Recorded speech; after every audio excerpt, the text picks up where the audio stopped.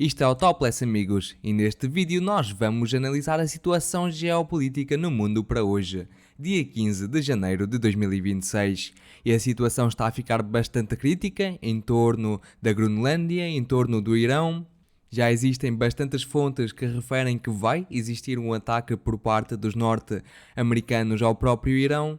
Mas o que eu acho é que ele não vai acontecer assim tão cedo porque os Estados Unidos necessitam de ter um porta-aviões a navegar nas águas próximas a este país. Como já sabemos, os Estados Unidos já enviaram um porta-aviões para esta região e ele vai demorar cerca de 8 dias a chegar cá.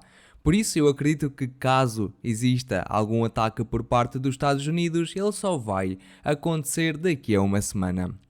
Agora vamos passar à situação que nós temos no conflito entre a Rússia e a Ucrânia. E vamos começar pela cidade de Kiev, onde tivemos algo interessante publicado pelas forças de defesa antiaérea ucranianas, que publicaram um vídeo de um abate de um drone do tipo Geran, e este abate foi efetuado por outro drone ucraniano. Portanto, segundo os ucranianos, eles já possuem a tecnologia necessária para abater este tipo de drones. Mas, ao mesmo tempo, também sabemos, das informações que temos recebido nos últimos dias, que os russos também melhoraram estes drones que eles enviam para atacar o território da Ucrânia. Contudo, ao mesmo tempo que a Ucrânia refere ter essa tecnologia para conseguir abater todos os drones que a Rússia envia, temos a declaração do estado de emergência no setor energético feita pelo próprio Volodymyr Zelensky. E estamos a falar numa situação global por toda a Ucrânia, não só na cidade de Kiev.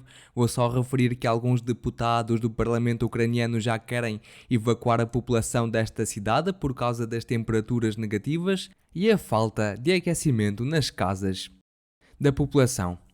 Vamos agora passar à situação que nós temos no terreno e ver os avanços que tivemos no mapa nas últimas 24 horas e vamos começar pela direção da cidade de Zaporizhia, porque aqui os russos, segundo o que referem bastantes fontes, inclusivamente fontes neutras, expandiram a sua zona de operação e iniciaram mais uma grande ofensiva para conquistar todos estes territórios, os campos e as vilas que se situam na região mais ao norte. Além disso, a fonte pró-ucraniana Deep State também referiu uma expansão da zona cinzenta e admitiu mais avanços por parte do exército russo. E nesta região existe uma linha defensiva ucraniana bastante forte que passa pelas vilas de Malokateriniivka, Grigorievka, Zaporozhye e que depois prossegue para leste, contornando a cidade de Orikhiv pelo norte. E esta é a última linha defensiva que os ucranianos possuem antes da entrada no espaço operacional da própria cidade de Zaporizhia. E por isso esta linha defensiva é mesmo uma linha bastante forte e é difícil que os russos consigam quebrá-la efetuando apenas um simples ataque, por exemplo, pela vila de Grigorievka. Isso eu diria que é impossível de acontecer neste momento e é por isso que os russos estão a tentar desenvolver uma operação para ocupar todos os territórios que se situam a sul desta linha defensiva. Só aí é que eles vão conseguir de facto acumular uma massa crítica, melhorar a sua logística e depois sim poderão conseguir realizar várias ofensivas e de facto poderão colapsar esta linha defensiva ucraniana e prosseguir com uma ofensiva para norte. Mas para já, os russos estão focados em todos estes terrenos e estas ofensivas são acompanhadas com o bombardeamento de algumas posições ucranianas mais ao norte, em torno da vila de Vilnyansk. E ao mesmo tempo também temos uma ofensiva por parte dos russos em direção à própria cidade de Orikhiv. Ela está-se a dar em dois eixos, um pelo oeste, como eu estou a mostrar agora, e outro pelo leste, da cidade de Guliaipolya. Os russos já se estão a movimentar mais lentamente nesta direção porque os ucranianos possuem aqui uma enorme rede de fortificações e de trincheiras em torno das vilas de Zalechnyshnya e das vilas que se situam no terreno mais ao norte, mas avanços, contudo, ainda são registados nos campos mais a sul, como referem algumas fontes neutras. Além disso, as mesmas fontes referem uma expansão do território controlado pela Rússia nestes dois eixos. E assim que os russos conseguirem conquistar a aldeia de Olhono-Konstantinivka e conseguirem conquistar esta rede de trincheiras, isto vai significar que eles poderão ter aqui umas posições defensivas fortíssimas e a verdade é que os ucranianos não vão conseguir recapturar estes territórios porque eles não vão ter essa possibilidade. Não existe aqui nenhuma estrada minimamente protegida que os ucranianos poderão utilizar para realizar ofensivas. Portanto, podemos dizer que assim que os russos consigam conquistar estes territórios, os ucranianos terão de organizar umas defesas na retaguarda, por exemplo, em torno da vila de Vozdozivka. Vamos agora continuar mais para norte, em direção às cidades de Pokrovsk e de Mirnograd. E nos últimos dias a frente de combate tem permanecido bastante estável, mas durante as últimas horas tivemos uma fonte neutra que referiu que os russos iniciaram as suas ofensivas, os seus ataques nesta região e conseguiram melhorar as suas posições, mas para já não temos provas visuais disso. Ao mesmo tempo, tivemos um ataque com bombas termobáricas por parte dos russos com o sistema de artilharia TOS, que é um sistema que os russos utilizam antes de efetuarem um assalto com a infantaria, porque esta arma é bastante poderosa e tem um elevado poder de destruição. E é provável então que os russos avancem ainda mais a fundo no território ucraniano, ou pelo menos tentem avançar já nos próximos dias. E por isso ficaremos atentos a esta situação. Vamos agora continuar em direção à cidade de Konstantinivka, onde tivemos um grande ajuste no mapa a favor das forças russas. Por exemplo, durante o dia de ontem a situação no mapa era esta. E na verdade já tínhamos relatos de bastantes fontes que referiram que estes territórios acinzentos já tinham sido conquistados pelo exército russo. Mas até ontem não tivemos nada que nos confirmasse isso. E portanto, nas últimas horas, os ucranianos também publicaram um vídeo no qual eles referiram que estavam a atacar as posições russas exatamente neste ponto do mapa. E como nós podemos ver a configuração das estradas que se situa aqui, este vídeo pode ser facilmente geolocalizado neste ponto. E por isso todos estes terrenos a sul daquele ponto foram ajustados a favor das forças armadas da Rússia. Ao mesmo tempo que mais fontes neutras referem mais e mais ataques por parte da Rússia vindos do sul e a ocupação de cada vez mais posições a sul da cidade de Konstantinivka, o que pode significar um colapso iminente nas defesas ucranianas desta cidade. E eu acredito que caso os ucranianos não enviem mais reservas para esta direção para segurar os avanços dos russos, daqui a uma semana poderemos ter todos estes territórios a sul desta linha vermelha ocupados pelas forças armadas da Rússia. Mas ao mesmo tempo, eu acredito que os russos só vão seguir esta ofensiva mais ao fundo dentro desta cidade se eles melhorarem as suas posições ao longo deste eixo de avanço. E na verdade algumas fontes também referiram mais avanços por parte dos russos, inclusivamente a fonte pró-ucraniana Deep State, que relatou que soldados das forças de sabotagem e de reconhecimento das forças russas já estavam a operar em torno das vilas de Novopavlivka e Pavlivka. E é por isso que esta operação da conquista da cidade de Konstantinivka se vai desenvolver em dois eixos principais. O eixo que fica mais a leste vai permitir aos russos cortar a logística ucraniana que passa ao longo da única estrada que vai em direção a esta cidade.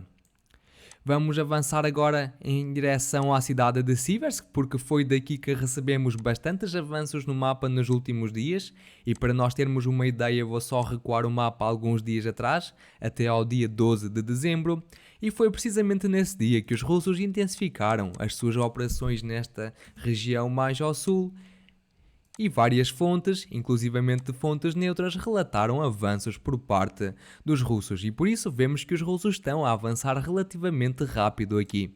Contudo, o mapa ainda não foi ajustado a favor do exército russo porque não recebemos nenhuma prova visual do sucesso por parte dos russos, mas a verdade é que os drones do tipo FPV do exército russo já estão concentrados na vila de Rai Oleksandriivka. E neste momento os ataques prosseguem à logística dos ucranianos. Além disso, mais avanços foram registados a norte, em torno da vila de Ozerne, e todos estes territórios foram ajustados a favor das forças russas porque os ucranianos publicaram um vídeo no qual estavam a mostrar ataques efetuados às posições ocupadas pelo exército russo. Tivemos vários episódios de ataque, um deles foi geolocalizado exatamente naquele ponto do mapa. Também tivemos alguns geolocalizados em torno da vila de Dibrova, e foi por causa disso que este território foi ajustado a favor dos russos. Por exemplo, durante o dia de ontem a situação no mapa era esta, e durante o dia de hoje temos a seguinte situação. E nós estamos a ver que pouco a pouco, mas diariamente, os russos estão a avançar, e a verdade é que a batalha pelas cidades de Sloviansk e de Kramatorsk está a ficar cada vez mais próxima. E eu vou só relembrar que, quando estas batalhas finalizarem, obviamente, estaremos bastante próximos da conquista por parte dos russos de todo o território de Donbass. E veremos aí se isto vai significar o fim desta guerra entre a Rússia e a Ucrânia. Mas até lá vamos prosseguir mais para norte, em direção à cidade de Kupiansk, porque aqui prosseguem ataques por parte da Ucrânia, alguns ataques por parte da Rússia. Por exemplo, nas últimas horas tivemos um vídeo publicado pelos ucranianos a mostrar um ataque efetuado a um soldado das Forças Armadas da Rússia. Este vídeo foi geolocalizado exatamente naquele ponto do mapa, o que confirma que estes territórios estão sob controle forte das Forças Armadas da Rússia. Mas a verdade é que do centro de Kupiansk não temos recebido nenhum vídeo nos últimos dias, mas as fontes referem fortes contra-ataques por parte da Ucrânia. E da verdade, para já ninguém sabe ao certo como está a configuração da linha da frente de combate, e é difícil até dizer que posições são fortemente controladas pelo exército ucraniano e que posições são fortemente controladas pelos russos. Mas a verdade é que os russos agora passaram o seu foco para a porção mais a sul desta cidade, para todos estes territórios, e até já começaram a destruir as estradas e as pontes que os ucranianos utilizam nas suas contra-ofensivas. E, por exemplo, temos aqui algumas bombas a atingir mais uma ponte naquela localização do mapa. Além disso, as fontes também referem uma expansão do território controlado pela Rússia a norte da cidade de Kupiansk, mais precisamente na vila de Mirova. E obviamente, quando falamos da batalha pela cidade de Kupiansk, temos de referir as batalhas que estão a acontecer mais a norte de Kharkiv. E, por exemplo, nas últimas horas, várias fontes indicaram mais uma operação de ofensiva por parte dos russos. Os russos aqui têm o objetivo de continuar a conquistar o território até ao rio que se encontra exatamente nesta região do mapa. Este rio tem uma extensão bastante grande, vem em direção ao sul e, obviamente, esta região situa-se muito próxima da cidade de Kupiansk. E a operação de ofensiva por parte dos russos só fará sentido se ela for efetuada nestes dois eixos, de forma a cercar completamente o contingente das forças armadas ucranianas que se situa em todos estes territórios do mapa. E por isso estes eixos de avanço estão ligados um ao outro. Se os russos começaram a avançar aqui mais ao norte, significa que eles também estão a planear avançar em torno da cidade de Kupiansk. Veremos se nos próximos dias teremos alguma clarificação da situação em torno da cidade de Kupiansk e vamos avançar no mapa em direção à cidade de Sumy. Vou relembrar que nos últimos dias a Rússia deslocou uma das melhores unidades de operadores de drones do seu exército, a Rubicon, para atacar as posições ucranianas em toda esta região. O que significa que muito provavelmente também teremos uma operação de ofensiva por parte dos russos já nos próximos dias para conquistar mais território e chegar à floresta de Sumy. A floresta de Sumy é uma floresta enorme que se localiza exatamente ao norte da própria cidade de Sumy e, obviamente, é um ponto estratégico muito importante caso a Rússia queira de facto conquistar esta cidade. Mas para hoje são estas as principais atualizações que eu vos trago. Se gostaram do vídeo, por favor, partilhem-no, deixem o vosso gosto e subscrevam o canal.